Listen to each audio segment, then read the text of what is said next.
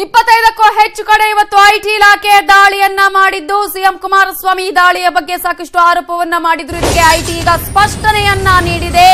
IT ದಾಳಿಯ ಕಾರಣವನ್ನ ಕೊಟ್ಟಿದೆ ಆದಾಯ ತೆರಿಗೆ ಇಲಾಖೆ. ಸಿಎಂ ಕುಮಾರಸ್ವಾಮಿ ಅವರು ಸಾಕಷ್ಟು ಆರೋಪವನ್ನ ಐಟಿ ಇಲಾಖೆಯ ಮೇಲೆ ಮಾಡಿದ್ರು. ಈ ಒಂದು ಆರೋಪಕ್ಕೆ ಸಂಬಂಧಪಟ್ಟ ಹಾಗೆ ಈಗ ಐಟಿ ಸ್ಪಷ್ಟನೆಯನ್ನ ನೀಡಿದೆ. ಗುತ್ತಿಗೆದಾರರ ಮೇಲೆ ಯಾವುದೇ ಎಂಎಲ್ಎ ಗಳ ಮೇಲೆ ಇವತ್ತು ಐಟಿ ಇಲಾಖೆ ದಾಳಿ ನಡೆಸಿಲ್ಲ. ಖಚಿತ ಮಾಹಿತಿಯ ಮೇರೆಗೆನೆ ದಾಳಿಯನ್ನ ನಡೆಸಲಾಗಿದೆ ಅನ್ನುವ ಮಾಹಿತಿಯನ್ನ ಸ್ಪಷ್ಟನೆಯನ್ನ ಆದಾಯ ತೆರಿಗೆ ಇಲಾಖೆ ನೀಡಿದ್ದು, ಕಾನೂನು ಸುವ್ಯವಸ್ಥೆಗೆ ಸಿಆರ್ಪಿಎಫ್ ಭದ್ರತೆಯನ್ನ ಗೋಸ್ಕರ ಬಳಸಲಾಗಿದೆ. ಮದ್ಯದ ಅಂಗಡಿ, ಗಣಿಗಾರಿಕೆ, ಟ್ರಸ್ಟ್, ಮೆಡಿಕಲ್ ಕಾಲೇಜ್, ಯಾವುದೇ ಶಿಕ್ಷಣ ಸಂಸ್ಥೆ, ರಿಯಲ್ ಎಸ್ಟೇಟ್ ಉದ್ಯಮಗಳ ಮೇಲೆ ದಾಳಿಯನ್ನ ಮಾಡಿದ್ದೇವೆ. ಐಟಿ ದಾಳಿಯ ಕಾರಣವನ್ನ ನೀಡಿದೆ ಈಗಾಗಲೇ ಆದಾಯ ತೆರಿಗೆ ಇಲಾಖೆ. ಒಂದ್ ಕಡೆ ಸಿಎಂ ಕುಮಾರಸ್ವಾಮಿ ಅವರು ಐಟಿ ದಾಳಿಯ ಬಗ್ಗೆ ಸಾಕಷ್ಟು ಆರೋಪವನ್ನ ಕೂಡ ಮಾಡಿದ್ರು. ಇದೇ ಆರೋಪಕ್ಕೆ ಸಂಬಂಧಪಟ್ಟ ಹಾಗೆ ಈಗ ಐಟಿ ಸ್ಪಷ್ಟನೆಯನ್ನ ನೀಡಿದೆ. ಖಚಿತ ಮಾಹಿತಿಯ ಮೇರೆಗೆನೆ ದಾಳಿಯನ್ನ ನಡೆಸಲಾಗಿದೆ ಅನ್ನುವ ಸ್ಪಷ್ಟನೆಯನ್ನ ನೀಡಿದೆ ಐಟಿ ಇಲಾಖೆ. ಸಿಎಂ ಆರೋಪಕ್ಕೆ ಒಂದ್ ಕಡೆ ಈಗಾಗಲೇ ಐಟಿ ಕೂಡ ಸ್ಪಷ್ಟನೆಯನ್ನ ನೀಡಿದೆ. ಇದರ ಬಗ್ಗೆ ಡೀಟೇಲ್ಸ್ ಕೊಡೋದಕ್ಕೆ ನಮ್ಮ ರಿಪೋರ್ಟರ್ ಗಂಗಾಧರ್ ಈಗ ಫೋನ್ ಸಂಪರ್ಕದಲ್ಲಿದ್ದಾರೆ. ಗಂಗಾಧರ್, ಈಗಾಗಲೇ ಸಾಕಷ್ಟು ಆರೋಪವನ್ನ ಐಟಿ ಇಲಾಖೆಯ ಮೇಲೆ ಮಾಡಲಾಗಿತ್ತು. ಇದೊಂದು ದುರುಪಯೋಗ ಪಡಿಸಿಕೊಳ್ಳಲಾಗ್ತಾ ಇದೆ. ಕೇಂದ್ರ ಸರ್ಕಾರ ದುರುಪಯೋಗದ ಮೇಲೆಗೆನೆ ಐಟಿ ಇಲಾಖೆ ದಾಳಿಯನ್ನ ನಡೆಸಲಾಗಿದೆ. ಏಜೆಂಟ್ ತರ ವರ್ತನೆ ಮಾಡ್ತಾ ಇದೆ ಅನ್ನುವಂತಹ ಆರೋಪ ಕೂಡ ಕೇಳಿ ಬಂದಿತ್ತು. ಇದಕ್ಕೆ ಯಾವ ರೀತಿಯ ಸ್ಪಷ್ಟನೆಯನ್ನ ಈಗ ಐಟಿ ಇಲಾಖೆ ನೀಡಿದೆ? ನಮಿತಾ, ಸಿಎಂ ಕುಮಾರಸ್ವಾಮಿ ಖುದ್ದಾಗಿ ಇದು ರಾಜಕೀಯ ಪ್ರೇರಿತ. ಕೇಂದ್ರ ಸರ್ಕಾರ ತನ್ನ ಅಧಿಕಾರಿಗಳ ಸಂಸ್ಥೆಯನ್ನು ಐಟಿಯನ್ನು ದುರ್ಬಲ ಮಾಡಿಕೊಂಡು ಅಂದ್ರೆ ಬೇಕಂತಲೇ ನಮ್ಮ ಟಾರ್ಗೆಟ್ ಮಾಡಿ ರಾಜ್ಯದಲ್ಲಿ ಜೆಡಿಎಸ್ ಮುಖದ ಮೇಲೆ ಒಂದು ಐಟಿ ರೇಡ್ ಅನ್ನ ಮಾಡಲಾಗಿದೆ ಅಂತ ಗಂಭೀರ ಆರೋಪವನ್ನ ಮಾಡಿದ್ರು. ಇದಲ್ಲದೆ ಏನು ರಾತ್ರಿ ಕೂಡ ಎಲ್ಲ ರಾತ್ರಿ ಬೆಂಗಳೂರು ಸೇರಿದಂತೆ ಮಂಡ್ಯ ಮತ್ತು ಹಾಸನದಲ್ಲಿ ಕೂಡ ಐಟಿ ರೇಡ್ ಮಾಡಲಾಗಿತ್ತು. ಇದನ್ನ ಉದ್ದೇಶಪೂರ್ವಕವಾಗಿ ರಾಜಕೀಯವಾಗಿ ಇದನ್ನ ಐಟಿಯನ್ನು ಬಳಕೆ ಮಾಡಿಕೊಂಡು ಈಗ ರೇಡ್ ಮಾಡಲಾಗಿದೆ ಅಂತ ಆರೋಪ ಮಾಡಿದ್ರು. ಅದೇ ಈ ಸಂಬಂಧಪಟ್ಟಂತೆ ಇದೀಗ ಐಟಿ ಅಧಿಕಾರಿಗಳಿಗೆ ಒಂದು ಸ್ಪಷ್ಟನೆ ಕೊಟ್ಟಿದ್ದಾರೆ. ಅಂದ್ರೆ ನಾವು ಯಾವುದೇ ರೀತಿ ಎಂಎಲ್ಎ ಎಂಪಿ ಮೇಲೆ ಐಟಿ ಅಧಿಕಾರಿಗಳು ದಾಳಿ ಮಾಡಿಲ್ಲ, ಗುತ್ತಿಗೆದಾರರ ಮೇಲೆ ಈಗ ಐಟಿ ಅಧಿಕಾರಿಗಳು ದಾಳಿ ಮಾಡಿರುವಂತದ್ದು. ಅಂದ್ರೆ ಖಚಿತ ಮಾಹಿತಿ ಮೇರೆಗೆ ದಾಳಿ ಮಾಡಿರುತ್ತದೆ. ಕಾನೂನು ಸುವ್ಯವಸ್ಥೆ ಹಿನ್ನೆಲೆಯಲ್ಲಿ ನಾವು ಸಿಆರ್ಎಫ್ ಅನ್ನ ಭದ್ರತೆಗೆ ಒಂದು ಬಳಕೆಯನ್ನ ಮಾಡ್ಕೊಂಡಿದ್ದೀವಿ. ಅಂದ್ರೆ ಒಂದೊಂದ್ ಕಡೆ ಗಣಿಗಾರಿಕೆ ಇರುವುದು, ಟ್ರಸ್ಟ್, ಮೆಡಿಕಲ್ ಕಾಲೇಜು, ಶಿಕ್ಷಣ ಸಂಸ್ಥೆ ಮತ್ತೆ ರಿಯಲ್ ಎಸ್ಟೇಟ್, ಮದ್ಯದಂಗಡಿ ಈ ಒಂದು ಇದರಲ್ಲಿ ಯಾರು ಒಳಪಟ್ಟಿದ್ರು ಇದರ ಮೇಲೆ ಒಂದು ಆರೋಪದ ಹಿನ್ನೆಲೆಯಲ್ಲಿ ನಾವು ಐಟಿ ಅಧಿಕಾರಿಗಳು ದಾಳಿಯನ್ನ ಮಾಡಿದ್ದೀವಿ. ಸದ್ಯ ಈಗ ಐಟಿಯ ಒಂದು ಕಾರ್ಯಾಚರಣೆ ಮುಂದುವರೆದಂತದ್ದು. ಮತ್ತೊಂದು ಕಡೆ ರಾಜಕೀಯವಾಗಿ ಯಾರು ಗುರುತಿಸಿಕೊಂಡು ಮತ್ತೆ ಏನು ಒಂದು ತೆರಿಗೆ ವಂಚನೆ ಮಾಡಿದ್ರು ಈ ನೆಲೆಯಲ್ಲಿ ಒಂದು ಖಚಿತ ಮಾಹಿತಿಯನ್ನ ಆಧರಿಸಿಕೊಂಡು ಅವರ ಮೇಲೆ ಒಂದು ರೇಡ್ ಅನ್ನ ಮಾಡಿರುವಂತದ್ದು. ನಾವು ದಾಳಿ ಮಾಡಿರುವ ಎಲ್ಲಾ ಕಡೆ ಕೂಡ ಈಗ ನಾವು ಒಂದು ಕಾರ್ಯಾಚರಣೆ ಸುಗಮವಾಗಿ ಸಾಗ್ತಾ ಇರುವಂತದ್ದು. ಆದಾಯ ತೆರಿಗೆ ಇಲಾಖೆ ದಾಳಿ ಯಾವುದೇ ರೀತಿ ವ್ಯಕ್ತಿಗತ ಉದ್ದೇಶದಿಂದ ನಾವು ಕೂಡಿಲ್ಲ. ಮತ್ತೆ ಈಗ ನಾವು ಏನು ಐಟಿ ತೆರಿಗೆ ಒಂದು ಹಿನ್ನೆಲೆಯಲ್ಲಿ ನಾವು ಮಾಡಿರುವಂತದ್ದು. ಸದ್ಯ ನಾವು ಕ್ರೋಢೀಕರಿಸಿದ ಮಾಹಿತಿ ಆಧಾರದ ಹಿನ್ನೆಲೆಯಲ್ಲಿ ನಾವು ದಾಳಿ ಮಾಡಿರುವಂತದ್ದು. ಇದರಲ್ಲಿ ಯಾವುದೇ ರೀತಿ ರಾಜಕೀಯ ಉದ್ದೇಶವಿಲ್ಲ ಅಂತ ಒಂದು ಐಟಿ ಅಧಿಕಾರಿಗಳು ಸ್ಪಷ್ಟನೆ ಕೊಟ್ಟಿರುವಂತದ್ದು.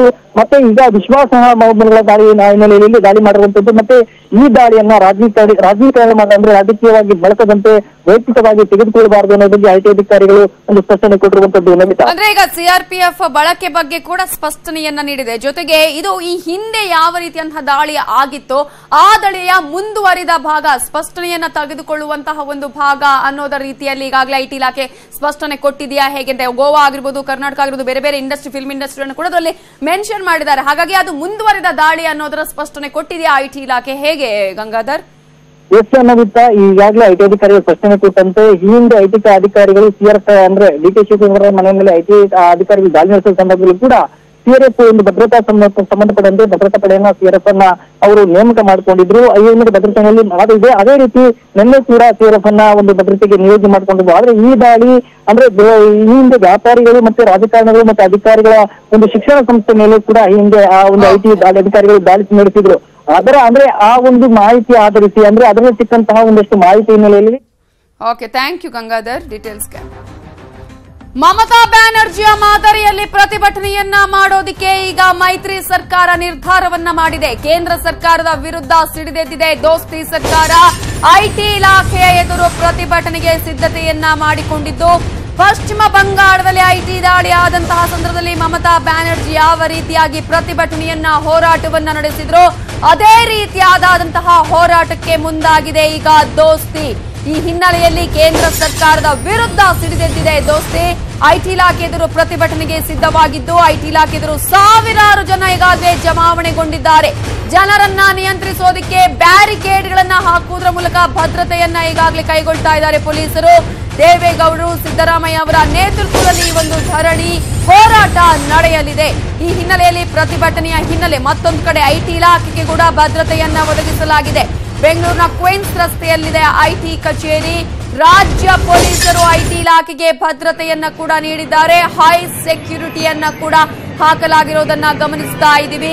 ಕೇಂದ್ರ ಸರ್ಕಾರದ ವಿರುದ್ಧ ಸಿಡಿದೆದ್ದಿದೆ ದೋಸ್ತಿ. ಈ ಹಿನ್ನೆಲೆಯಲ್ಲಿ ಈಗಾಗಲೇ ಐಟಿ ಇಲಾಖೆಯ ಮುಂಭಾಗದಲ್ಲಿ ಪ್ರತಿಭಟನೆಯನ್ನ ಮಾಡೋದಕ್ಕೆ ದೋಸ್ತಿ ಸರ್ಕಾರ ನಿರ್ಧಾರವನ್ನ ಮಾಡಿದೆ.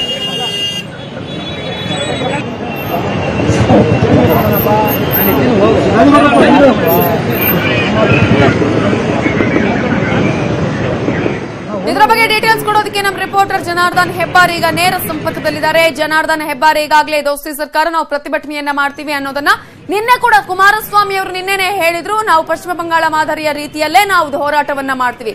ಈಗಾಗಲೇ ಹೋರಾಟ ಆರಂಭ ಆಗಿದೆಯಾ? ಯಾರ್ಯಾರು ಮುಖಂಡರುಗಳು ಆಗಮಿಸಿದ್ದಾರೆ? ನವಿತಾ, ಈಗಾಗಲೇ ಪ್ರತಿಭಟನೆಗೆ ಸಾಕಷ್ಟು ಜನ ಬರ್ತಾ ಇದ್ದಾರೆ. ರಾಮಲಿಂಗ ರೆಡ್ಡಿ ಅವರು ಮಾಜಿ ಸಚಿವರು ನಮ್ಮ ಜೊತೆ ಇದ್ದಾರೆ, ಮಾಜಿ ಗೃಹ ಸಚಿವರು. ಈ ವಿಚಾರವಾಗಿ ಮಾತಾಡಲಿಕ್ಕೆ ಸರ್, ಏನ್ ಹೇಳ್ತೀರಿ ಈ ಘಟನೆ ಬಗ್ಗೆ? ಮತ್ತೆ ಇವತ್ತು ಪ್ರತಿಭಟನೆ ಮಾಡೋದ್ರಿಂದ ಏನು ಲಾಭ ಸಿಗಬಹುದು ಅಂತ ಹೇಳ್ತೀರಿ? ಇದು ಲಾಭ ನಷ್ಟದ ಪ್ರಶ್ನೆ ಅಲ್ಲ. ದೇಶದಲ್ಲಿ ಆಗ್ತಾ ಇರ್ತಕ್ಕಂಥದ್ದನ್ನ ಎಲ್ಲ ಅನ್ಯಾಯ ಆದ್ರೆ ಆ ಸಂದರ್ಭದಲ್ಲಿ ಪ್ರತಿಭಟನೆ ಮಾಡೋದು ಎಲ್ಲರ ಕರ್ತವ್ಯ. ಅದೇ ರೀತಿ ಇವತ್ತು ನಮ್ಮ ಪಕ್ಷ JDSನ ಎಲ್ಲ ಮುಖಂಡರು ಇಲ್ಲಿ ಬರ್ತಾ ಇದ್ದಾರೆ, ಪ್ರತಿಭಟನೆ ಮಾಡ್ತಾರೆ. ಈಗ ನಮ್ಮ IDDP ಇರ್ಬೋದು ಅಥವಾ ಇನ್ಕಮ್ ಟ್ಯಾಕ್ಸ್ ಇರ್ಬೋದು, ಅವ್ರ ಕೆಲಸ ಅವ್ರು ಮಾಡಲಿ, ಯಾರ್ದು ಅಭ್ಯಂತರ ಇಲ್ಲ. ವರ್ಷ ಎಲ್ಲ ಅವರು ಯಾರು IT ಸರಿಯಾಗಿ ಕಟ್ಟಿಲ್ಲ, ಯಾರು ಕಪ್ಪಣ ಇಟ್ಕೊಂಡಿದ್ದಾರೆ ಅವ್ರ ಮೇಲೆ ಕ್ರಮ ತಗೊಳ್ಳೋದು ಅವ್ರ ಕೆಲಸ ಅವ್ರು ಮಾಡಲಿ. ಆದರೆ ಇದನ್ನು ಚುನಾವಣೆ ದೃಷ್ಟಿಯಿಂದ ವಿಶೇಷವಾಗಿ ಕಾಂಗ್ರೆಸ್ ಮತ್ತು JDSನ ಪಕ್ಷದ ಮುಖಂಡರುಗಳ ಮೇಲೆ ಇವತ್ತು ಅಮಿತ್ ಶಾ ಮತ್ತೆ ನರೇಂದ್ರ ಮೋದಿ ಅವರು ಬೇಕಂತಾನೆ ಮಾಡ್ತಾ ಇದ್ದಾರೆ. ಐಟಿ ಇಲಾಖೆ ಈಗಾಗಲೇ ಒಂದು ಪ್ರಕಟಣೆಯನ್ನು ಕೂಡ ಬಿಡುಗಡೆ ಮಾಡಿದೆ. ನಾವು ಯಾವುದೇ MP ಆಗಲಿ MLA ಆಗಲಿ ಮಿನಿಸ್ಟರ್ಗಳ ಮನೆ ಮೇಲೆ ರೈಡ್ ಮಾಡಿಲ್ಲ.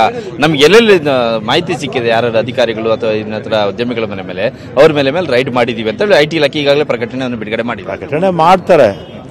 ಪ್ರಕಟಣೆ ಮಾಡ್ತಾರೆ, ಮಾಡಲೇಬೇಕು, ಅವರು ಮಾಡ್ತಾರೆ. ಆದ್ರೆ ಇದನ್ನು ಮಾಡೋದನ್ನು ಮಾಡ್ತಾ ಇದ್ದಾರೆ. ನೀವು ಎಷ್ಟೊತ್ತು ಪ್ರತಿಭಟನೆ ಮಾಡ್ತೀರಿ ಇಲ್ಲಿ? ಹೇಗೆ ಅದೆಲ್ಲ ಇನ್ನೂ ಬರ್ತಾರಲ್ಲ, ನಮ್ಮ ಪಕ್ಷದ ಅಧ್ಯಕ್ಷರು ಬರ್ತಾರೆ, JDS ಅಧ್ಯಕ್ಷರು ಬರ್ತಾರೆ, ಅವ್ರು ತೀರ್ಮಾನ ಮಾಡ್ತಾರೆ. Yes, thank you. Yes, Lakshminarayana ಅವರು ಇದ್ದಾರೆ. ಸರ್, ನೀವೇನು ಹೇಳ್ತೀರಿ? ಪ್ರತಿಭಟನೆ ಮಾಡ್ತಾ ಇದ್ರಿ, ಇವಾಗ ಯಾರ್ಯಾರು ಬರ್ತಾ ಇದ್ದಾರೆ ಪ್ರತಿಭಟನೆಗೆ? ಈಗ ನೀವು 4 ಜನ ಚುನಾವಣಾ ಸಂದರ್ಭದಲ್ಲಿ ಆದಾಯ ತೆರಿಗೆಯವರು ದಾಳಿ ಮಾಡ್ತಕ್ಕಂಥದ್ದು ಸರಿ ಇಲ್ಲ ಅಂತಕ್ಕಂಥದ್ದು ನನ್ನ ಅಭಿಪ್ರಾಯ ಅಲ್ಲ, ಸಾರ್ವಜನಿಕರ ಅಭಿಪ್ರಾಯ ಕೂಡ ಆಗಿರ್ತಕ್ಕಂಥದ್ದು. ಯಾಕೆಂದ್ರೆ ಕಾರಣ ಇದು ಚುನಾವಣೆ ಅಂತಕ್ಕಂಥದ್ದು ಪ್ರಜಾಪ್ರಭುತ್ವದಲ್ಲಿ ಪ್ರತಿಯೊಬ್ಬರಿಗೂ ಕೂಡ ಸ್ವಾತಂತ್ರ್ಯದ ಹಕ್ಕಿದೆ. ಆ ಹಿನ್ನೆಲೆಯಲ್ಲಿ ಇದು ಚುನಾವಣೆಯಲ್ಲಿ 2 ಪಕ್ಷಗಳನ್ನ ಬೆದರಿಸಿ ಮನೆಗೆ ಕಳಿಸ್ತಕ್ಕಂಥ ಒಂದು ಕುತಂತ್ರ ಭಾರತೀಯ ಜನತಾ ಪಾರ್ಟಿಯವರು. ಈ ಹಿನ್ನೆಲೆಯಲ್ಲಿ ಯಾವುದೇ ಕಾರಣಕ್ಕೂ ಕೂಡ ಸಫಲ ಆಗ್ತಕ್ಕಂಥ ದೃಷ್ಟಿ ಇಲ್ಲ. ಅದಕ್ಕೋಸ್ಕರ ಭಾರತೀಯ ಜನತಾ ಪಾರ್ಟಿಯವರು ನಡೆಸಿರ್ತಕ್ಕಂಥ ಈ ಕುತಂತ್ರಕ್ಕೆ ನಮ್ಮ ಆದಾಯ ತೆರಿಗೆ ಅಧಿಕಾರಿಗಳು ಬಲಿಯಾಗಬಾರದು ಅಂತಕ್ಕಂಥ ಒಂದು ದೃಷ್ಟಿಯಿಂದ ನಾವಿವತ್ತು ಕಾಂಗ್ರೆಸ್ ಪಕ್ಷ ಮತ್ತು ಜಾತ್ಯತೀತ ಜನತಾದಳದ ಎಲ್ಲ ನಾಯಕರು ಸೇರಿ ಇದು ಸರಿ ಇಲ್ಲ, ಆದಾಯ ತೆರಿಗೆ ಏನಾದರೂ ಕೂಡ ವಂಚನೆ ಮಾಡಿರ್ತಕ್ಕಂಥ ಒಂದು ವಿಚಾರ ಇದ್ರೆ ಅದನ್ನ ಬೇರೆ ಟೈಮ್ನಲ್ಲಿ ಮಾಡ್ಲಿಕ್ಕೆ ಅವಕಾಶ ಇದೆ. ಸೊ ಇದುವರೆಗೂ ಕೂಡ ಅವಕಾಶ ಇತ್ತು. ಸೊ ಆ ಅವಕಾಶವನ್ನ ತಪ್ಪಿಸಿ ಇವತ್ತು ಚುನಾವಣಾ ಸಂದರ್ಭದಲ್ಲಿ ಮಾಡಿದ್ರೆ ಇದು ರಾಜಕೀಯ ಪ್ರೇರಿತ ಅಂತಕ್ಕಂಥ ಕಣಿಸಿ ನಾವು ಇವತ್ತು ಧರಣಿ ಮಾಡ್ತಾ ಇರ್ತಕ್ಕಂಥದ್ದು. ಎಸ್, ನಮಿತಾ ಇವರು ಈ ಮಾತನ್ನ ಹೇಳ್ತಾ ಇದ್ದಾರೆ. ಇನ್ನು ದೇವೇಗೌಡರು ಕೂಡ ಈ ಪ್ರತಿಭಟನೆಗೆ ಬರ್ತಾ ಇದ್ದಾರೆ.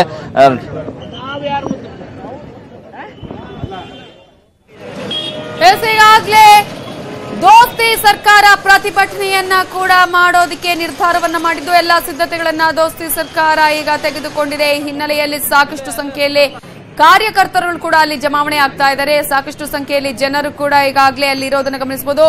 ಸ್ಥಳಕ್ಕೆ ಈಗ ಮಾಜಿ ಪ್ರಧಾನಿ ದೇವೇಗೌಡರು ಕೂಡ ಆಗಮಿಸಿದ್ದಾರೆ. ಅವರ ನೇತೃತ್ವದಲ್ಲಿ ಈ ಒಂದು ಪ್ರತಿಭಟನೆ ಕೂಡ ನಡೆಯಲಿದೆ. ಮಾಜಿ CM ಸಿದ್ದರಾಮಯ್ಯ ಅವರು ಕೂಡ ಈಗಾಗಲೇ ಸ್ಥಳಕ್ಕೆ ಹೋಗ್ತೀವಿ ಅನ್ನುವಂತಹ ಮಾತನ್ನ ಆಗ್ಲೇ ಹೇಳಿದ್ರು. ಇವತ್ತು ಧರಣಿಯನ್ನ ನಾವು ಮಾಡ್ತೀವಿ ಅನ್ನುವಂತಹ ಮಾತನ್ನ ಕೂಡ ಹೇಳಿದ್ದಾರೆ.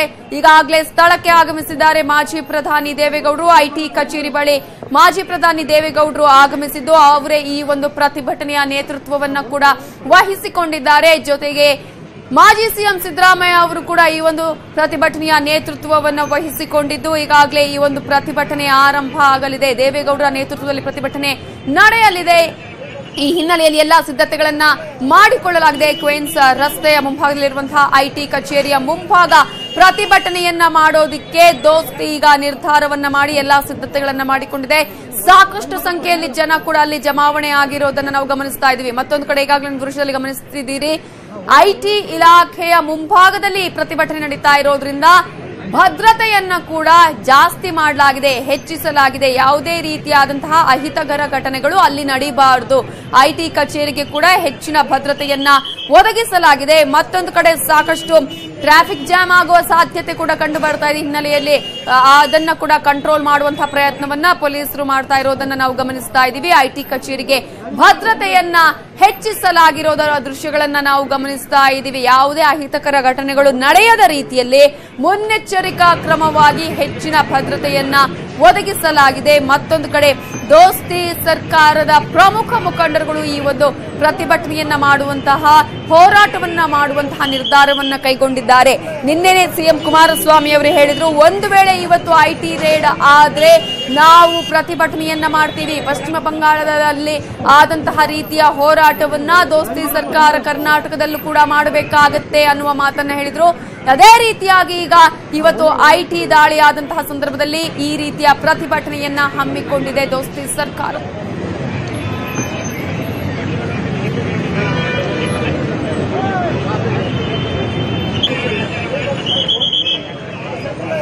ಇವಾಗ ಡೀಟೇಲ್ಸ್ ಕೊಡೋದಕ್ಕೆ ನಮ್ಮ ರಿಪೋರ್ಟರ್ ಜನಾರ್ದನ್ ಹೆಬ್ಬಾರ್ ಈಗ ಸ್ಥಳದಿಂದ ನೇರ ಸಂಪರ್ಕದಲ್ಲಿದ್ದಾರೆ. ಜನಾರ್ದನ್ ಹೆಬ್ಬಾರ್, ಎಲ್ಲರ ಮಾತು ಒಂದೇ, ಐಟಿ ಇಲಾಖೆ ತನ್ನ ಅಧಿಕಾರವನ್ನ ದುರುಪಯೋಗ ಪಡಿಸಿಕೊಳ್ತಾ ಇದೆ, ಕೇಂದ್ರ ಸರ್ಕಾರ ದುರುಪಯೋಗ ಪಡಿಸಿಕೊಳ್ಳುವಂತಹ ಪ್ರಯತ್ನವನ್ನ ಅದನ್ನ ಮಾಡ್ತಾ ಇದೆ ಅಂತ ಹೇಳಿ ಎಷ್ಟು ಹೊತ್ತಿಗೆ ಪ್ರತಿಭಟನೆ ಆರಂಭ ಆಗಬಹುದು? ಹೋರಾಟ ಎಷ್ಟು ಹೊತ್ತಿಗೆ ಸ್ಟಾರ್ಟ್ ಆಗಬಹುದು?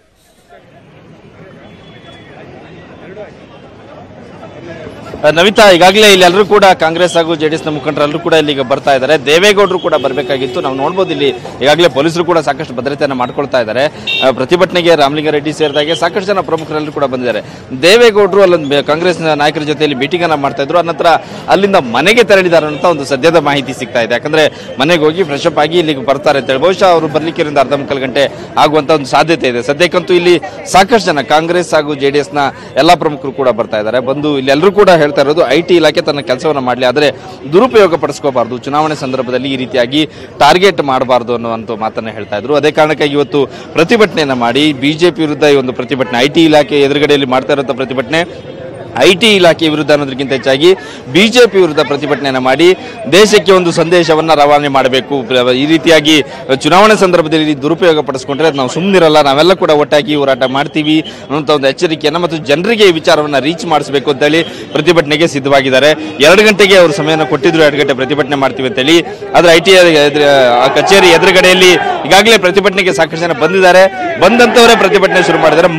ಉಳಿದಂತ ಮುಖಂಡರುಗಳು ಜೆಡಿಎಸ್ ಹಾಗೂ ಕಾಂಗ್ರೆಸ್ನ ಹಿರಿಯ ನಾಯಕರುಗಳೆಲ್ಲರೂ ಕೂಡ ಬರಬೇಕಾಗಿದೆ. ಇನ್ನೊಂದು ಸ್ವಲ್ಪ ಹೊತ್ತಿನಲ್ಲಿ ಅವರು ಕೂಡ ಇಲ್ಲಿಗೆ ಬಂದು ಜಾಯ್ನ್ ಆಗ್ತಾರೆ. ಸಿಎಂ ಕೂಡ ಮೈಸೂರಿಂದ ಹೊರಟಿದ್ದಾರೆ ಅನ್ನೋ ಮಾಹಿತಿ ಲಭ್ಯ ಆಗಿದೆ. ನಮಿತಾ, ಅವರು ಕೂಡ ಇನ್ನೊಂದು ಗಂಟೆ ಒಳಗಡೆ ಬಂದು ಇಲ್ಲಿ ಬಂದು ತಲುಪುವಂತ ಸಾಧ್ಯತೆ ಇದೆ. ಆ ಸಂದರ್ಭದಲ್ಲಿ ದೇವೇಗೌಡರು ಸೇರಿದಾಗೆ ಕಾಂಗ್ರೆಸ್ನ ಇನ್ನಿತರ ಮುಖಂಡರುಗಳು, ಕೆಪಿಸಿಸಿ ಅಧ್ಯಕ್ಷರು, ಡಿಸಿಎಂ ಸೇರಿದಾಗೆ ಉಳಿದೆಲ್ಲ ನಾಯಕರು ಬಂದು ಸೇರುವಂತ ಒಂದು ಸಾಧ್ಯತೆ ಇದೆ. ನವಿತಾ,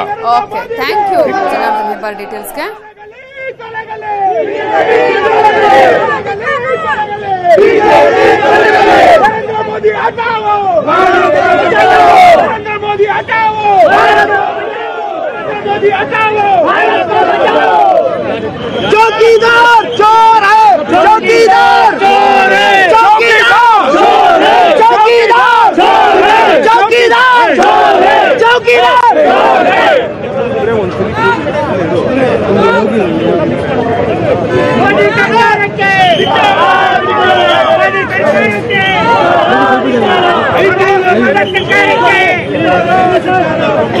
मोदी सरकार के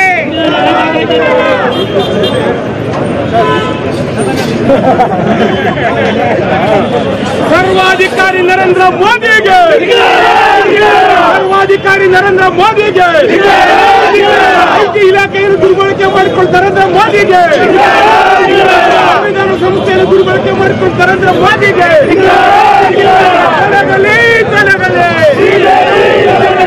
ನರೇಂದ್ರ ಮೋದಿ ಹಟಾವೋ, ನರೇಂದ್ರ ಮೋದಿ ಹಟಾವೋ, ಬಿಜೆಪಿ ನರೇಂದ್ರ ಮೋದಿ, ನರೇಂದ್ರ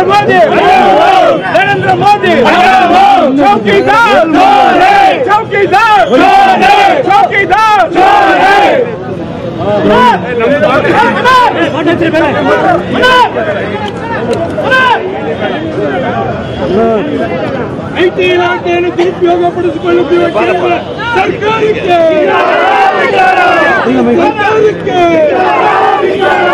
ಐಟಿ ಕಚೇರಿಯ ಮುಂದೆ ಭಾರೀ ಪ್ರತಿಭಟನೆಯನ್ನ ಮಾಡೋದಕ್ಕೆ ಸಿದ್ಧತೆಯನ್ನ ಮಾಡಿಕೊಳ್ಳಲಾಗಿದ್ದು ಐಟಿ ಕಚೇರಿಗೆ ನುಗ್ಗೋದಕ್ಕೆ ಕಾರ್ಯಕರ್ತರು ಪ್ರಯತ್ನವನ್ನ ಮಾಡಿದ್ದಾರೆ.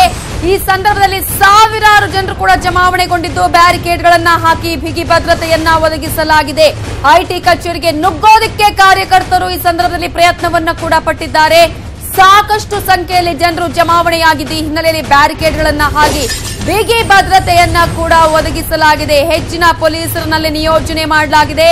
ಕಾರ್ಯಕರ್ತರಿಂದ ಐಟಿ ಕಚೇರಿ ಎದುರು ಧಿಕ್ಕಾರದ ಕೂಗುಗಳು ಕೇಳಿ ಬರ್ತಾ ಇದ್ದು ಧಿಕ್ಕಾರದ ಘೋಷಣೆಗಳು ಮೊಳಗ್ತಾ ಇದೆ. ಬೆಂಗಳೂರಿನ ಕ್ವೀನ್ಸ್ ರಸ್ತೆ ಬಳಿ ಭಾರಿ ಪ್ರತಿಭಟನೆಯನ್ನ ಮಾಡೋದಕ್ಕೆ ಈಗಾಗಲೇ ಎಲ್ಲಾ ಮುಖಂಡರುಗಳು ಆಗಮಿಸಿದ್ದಾರೆ. ಧರಣಿಯಲ್ಲಿ ಭಾಗಿಯಾಗಲಿದ್ದಾರೆ ಮಾಜಿ ಸಿಎಂ ಸಿದ್ದರಾಮಯ್ಯ, ಹಾಗೆಯೇ ಮಾಜಿ ಪ್ರಧಾನಿ ಎಚ್.ಡಿ. ದೇವೇಗೌಡ, ಹಾಗೆಯೇ ಸಿಎಂ ಕುಮಾರಸ್ವಾಮಿ ಅವರು ಕೂಡ ಈ ಒಂದು ಪ್ರತಿಭಟನೆಯಲ್ಲಿ ಪಾಲ್ಗೊಳ್ಳಲಿದ್ದಾರೆ. ಐಟಿ ಇಲಾಖೆಯ ವಿರುದ್ಧ ಭಾರಿ ಸಂಖ್ಯೆಯಲ್ಲಿ ಆಗಮಿಸಿರುವ ಕಾರ್ಯಕರ್ತರು, ಜೆಡಿಎಸ್ ಕಾಂಗ್ರೆಸ್ನ ಮುಖಂಡರುಗಳು ಪ್ರತಿಭಟನೆಯನ್ನ ಮಾಡಲಿದ್ದಾರೆ. ಈಗಾಗಲೇ ಸಾಕಷ್ಟು ಸಂಖ್ಯೆಯಲ್ಲಿ ಭದ್ರತೆಯನ್ನ ಕೂಡ ಅಲ್ಲಿ ಒದಗಿಸಲಾಗಿದೆ. ಪ್ರಧಾನಮಂತ್ರಿ ನರೇಂದ್ರ ಮೋದಿಗೆ ಐಟಿ ಇಲಾಖೆಯನ್ನು ದುರುಪಯೋಗಪಡಿಸಿಕೊಳ್ಳುತ್ತಿರುವ ಬಿಜೆಪಿ ಏಜೆಂಟ್ ಐಟಿ ಅಧಿಕಾರಿಗಳಿಗೆ ಮೋದಿ ಏಜೆಂಟ್ ಐಟಿ ಅಧಿಕಾರಿಗಳಿಗೆ ತೊಲಗಲೇ ನರೇಂದ್ರ ಮೋದಿ ಹಟಾವೋ, ನರೇಂದ್ರ ಮೋದಿ ಹಟಾವೋ,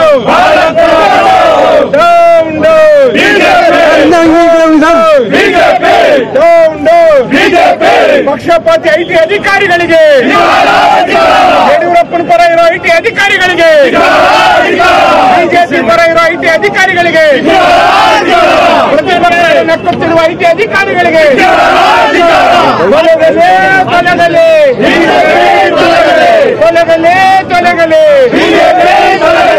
ಭ್ರಷ್ಟ ಬಿಜೆಪಿ ನಾಯಕರಿಗೆ, ಭ್ರಷ್ಟ ನರೇಂದ್ರ ಮೋದಿಗೆ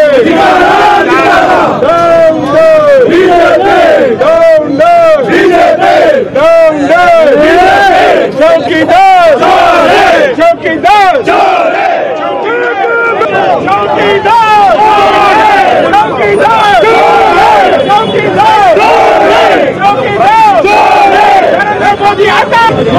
ಮೋದಿ ಸರ್ಕಾರಕ್ಕೆ, ಬಿಜೆಪಿ ಸರ್ಕಾರಕ್ಕೆ, ಮೋದಿ ಸರ್ಕಾರಕ್ಕೆ, ಬಿಜೆಪಿ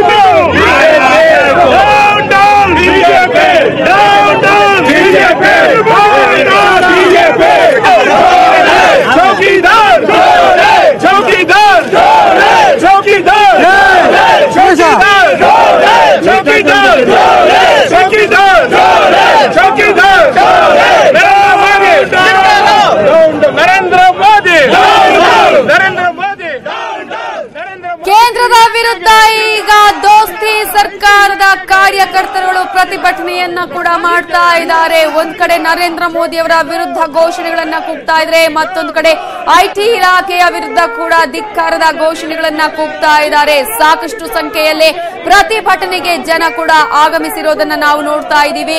ಮತ್ತೊಂದು ಕಡೆ ಈಗಾಗಲೇ ಐಟಿ ಇಲಾಖೆಯ ವಿರುದ್ಧ ಮಾಜಿ ಪ್ರಧಾನಿ ದೇವೇಗೌಡರು, ಹಾಗೆಯೇ ಮಾಜಿ ಸಿಎಂ ಸಿದ್ದರಾಮಯ್ಯ, ಸಿಎಂ ಕುಮಾರಸ್ವಾಮಿ ಅವರ ನೇತೃತ್ವದಲ್ಲಿ ಪ್ರತಿಭಟನೆ ನಡೆಯಲಿದ್ದ ಈಗಾಗಲೇ ಈ ಒಂದು ಹೋರಾಟಕ್ಕೆ ಈ ನಾಯಕರುಗಳು ಭಾಗಿಯಾಗಲಿದ್ದಾರೆ. ಸಾಕಷ್ಟು ಕಾಂಗ್ರೆಸ್ ಜೆಡಿಎಸ್ನ ಮುಖಂಡರುಗಳು ಕೂಡ ಆಗಮಿಸಿದ್ದಾರೆ. ಆಲ್ರೆಡಿ ಈಗಾಗಲೇ ಪ್ರತಿಭಟನೆ ಆರಂಭಗೊಂಡಿದೆ. ಈ ಹಿನ್ನೆಲೆಯಲ್ಲಿ ಕಾಂಗ್ರೆಸ್ ಹಾಗೆಯೇ ಜೆಡಿಎಸ್ನ ಕಾರ್ಯಕರ್ತರು ಐಟಿ ಅಧಿಕಾರಿಗಳು ವಿರುದ್ಧ ಘೋಷಣೆಗಳನ್ನ ಕೂಗಿದೆ. ಮತ್ತೊಂದು ಕಡೆ ಐಟಿ ಕಚೇರಿಯ ಒಳಗೆ ನುಗ್ಗೋದಕ್ಕೆ ಪ್ರಯತ್ನವನ್ನ ಪಟ್ಟಿದ್ದಾರೆ. ಆದ್ರೆ ಈಗಾಗಲೇ ಪೊಲೀಸರು ಸಾಕಷ್ಟು ಭದ್ರತೆಯನ್ನ ಕೂಡ ಒದಗಿಸಿದ್ದಾರೆ. ಬ್ಯಾರಿಕೇಡ್ಗಳನ್ನ ಹಾಕುವುದರ ಮೂಲಕ ಯಾರನ್ನು ಕೂಡ ಒಳಗೆ ಹೋಗದಂತೆ ತಡೆಯುವಂತಹ ಪ್ರಯತ್ನವನ್ನ ಈಗಾಗಲೇ ಪೊಲೀಸರು ಮಾಡಿದ್ದಾರೆ. ಹೆಚ್ಚಿನ ಸೆಕ್ಯೂರಿಟಿಯನ್ನ ಕೂಡ ಒದಗಿಸಲಾಗಿದೆ. ಐಟಿ ಇಲಾಖೆಗೆ ಚೌಕಿದಾರ್ ಚೌಕಿದಾರ್